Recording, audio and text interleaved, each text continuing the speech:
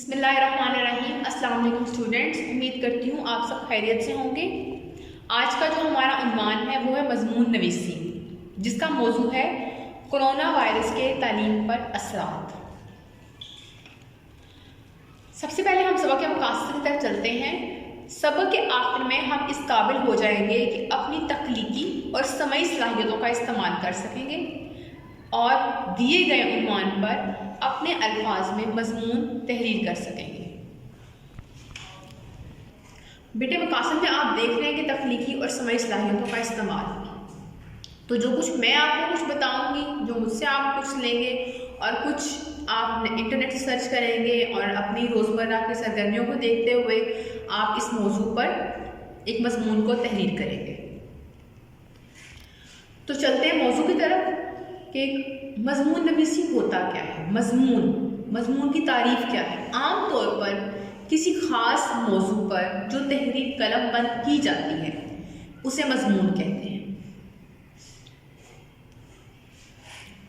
مضمون کو لکھنے کے کچھ اصول ہوتے ہیں، یعنی مضمون نویسی کے چند اصول ہیں جن کو ذہن میں مد نظر رکھتے ہوئے ہم مضمون کا آغاز کرتے ہیں، اس کے بعد مصنف سے مضمون لکھتے ہیں اور پھر اس کا اختتام کرتے ہیں۔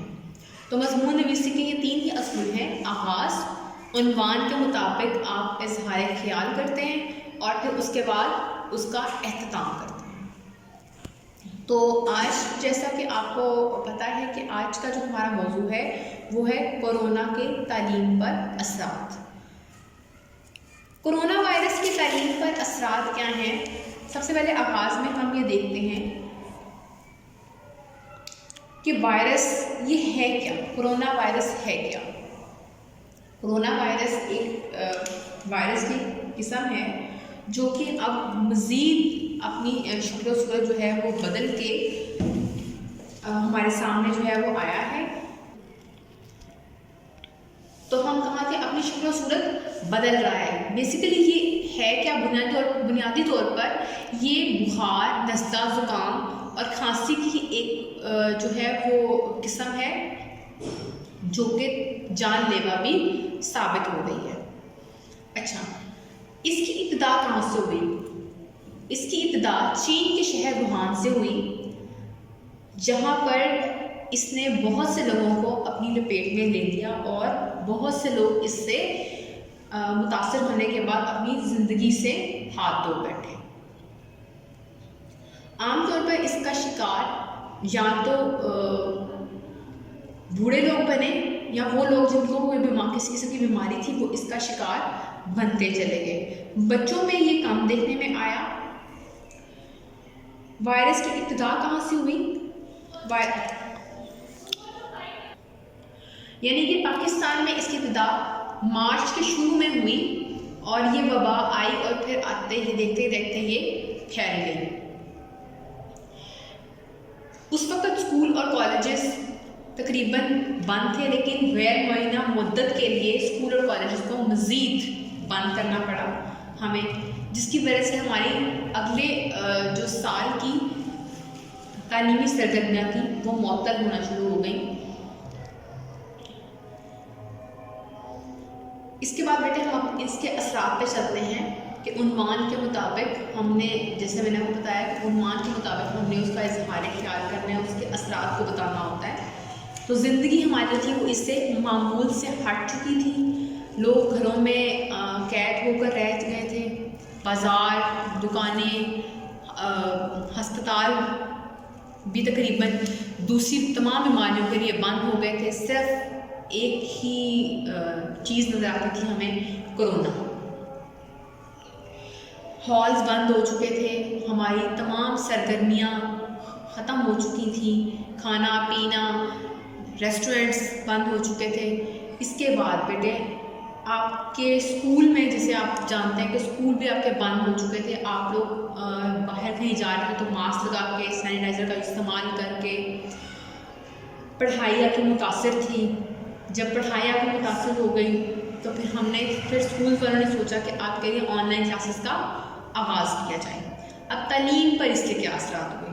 ٹھیک ہے، آن لائن کلاسز کا آغاز کیا گیا۔ پہلی بات تو یہ کہ تمام کچھ بچوں میں کے پاس جو تھی وہ اس چیز کی سہولت میسر نہیں تھی کہ وہ آن لائن کلاسز لے سکیں. خیر بہرحال جیسے بھی آپ نے یا آپ کے والدین نے کوشش کر کے آپ کو موبائل یا لیپ ٹاپ وغیرہ دلوائے، تو اس کے بعد مسئلہ جو تھا وہ یہ تھا کہ کیونکہ ہر بچہ ہر گھر میں انٹرنیٹ کے تھرو تعلیم حاصل کر رہا ہے، تو اس میں پھر انٹرنیٹ کا آہستہ ہو جانا اور بجلی کی لوڈ شیڈنگ، اس کا بہت ایک منفی کردار رہا کہ جن بچوں کے پاس موبائل تھے ان کے پاس انٹرنیٹ کی سہولت میسر نہیں تھی، اور اگر انٹرنیٹ میسر تھا تو موبائل نہیں میسر تھے، اور اگر یہ دونوں چیزیں میسر تھیں تو بجلی کی لوڈ شیڈنگ جو تھی وہ میسر وہ ہو رہی تھی، اور آپ لوگ جو تھے اپنی کلاسز کو ٹائم پر نہیں لے پا رہے تھے، اپنا کام جو ہے وہ مکمل نہیں کر پا رہے تھے، وقت پر آپ اپنا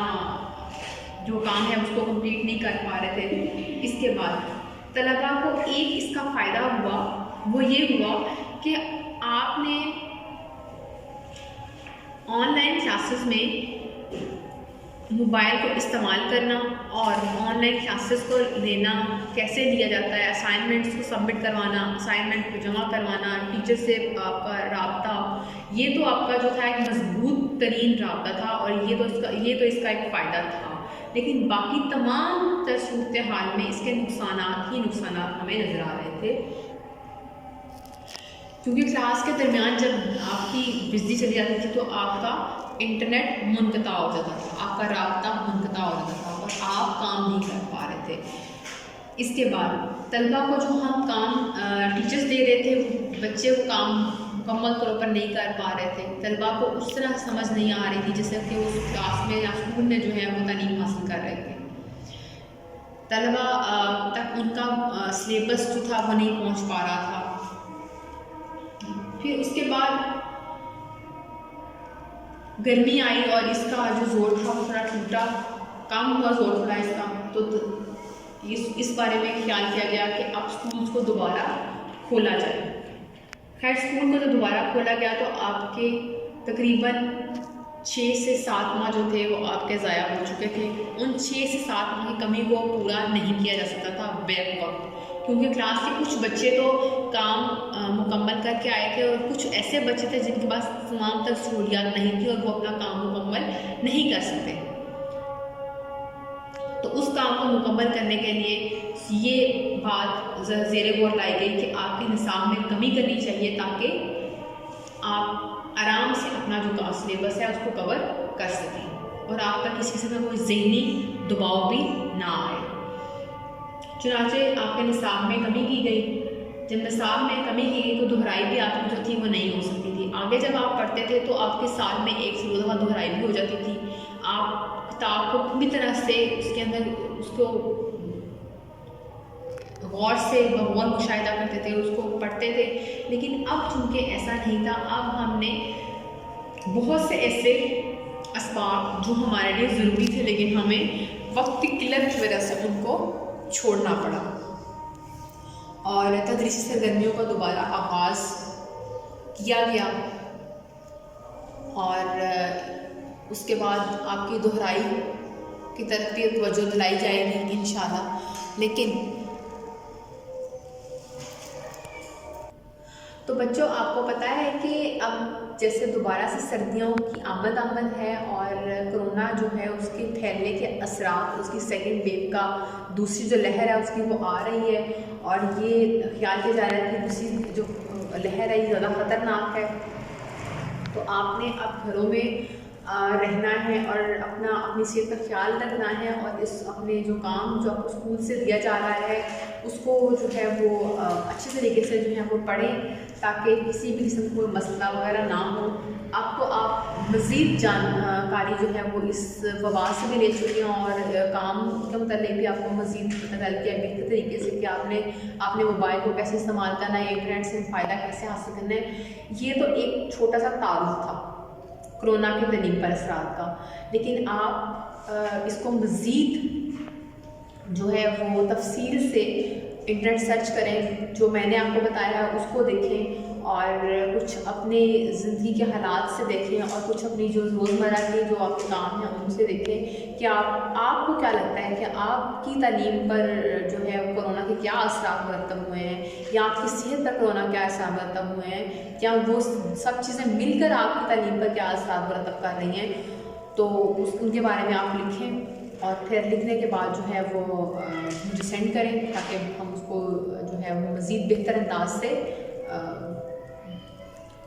بحث و مباحثہ کر سکیں اس کے اوپر. ٹھیک ہے، تو آپ کا آج کا جو گھر کا کام ہے وہ یہی ہے کہ کرونا وائرس کے تعلیم پر کیا اثرات ہیں، اس موضوع پر آپ نے مضمون کو تحریر کرنا ہے، لیکن مضمون کی تعریف اور مضمون کے نویسی کے جو اصول ہیں ان کو مد نظر رکھتے ہوئے آپ نے جو ہے اپنا مضمون تحریر کرنا ہے. بہت شکریہ.